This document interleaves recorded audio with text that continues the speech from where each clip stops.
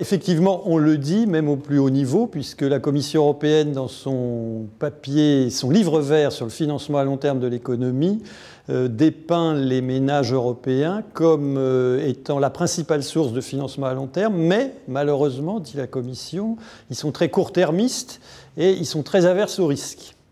Alors malheureusement, ça, c'est pas vrai.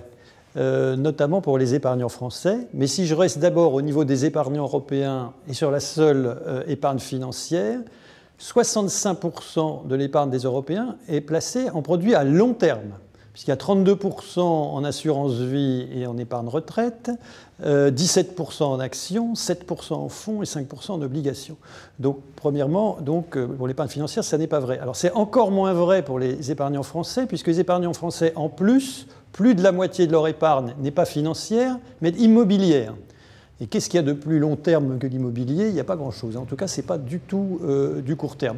Donc, c'est quand même tout à fait inexact. Alors qu'après, les placements qu'on leur propose, qui sont des placements de long terme, eux, soient investis de façon différente, ça, c'est un problème, effectivement, à regarder. Alors, l'aversion au risque, c'est pareil. Si c'est high risk, little return, comme on dit en anglais, effectivement, ça n'intéresse pas les épargnants, ça n'intéresse pas d'ailleurs vous et moi.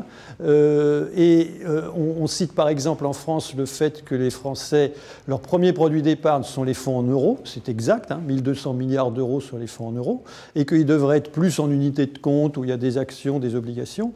Mais les Français, ils ne sont pas si bêtes que ça, parce que quand vous regardez depuis le début du siècle, les fonds en euros ont fait plus 20% après inflation, puisqu'il faut raisonner après inflation sur le long terme, et les unités de compte, moins 14%. Donc, d'où la question clé de la performance. S'il y a du risque, mais qu'il y a de la performance à la clé, ça changera.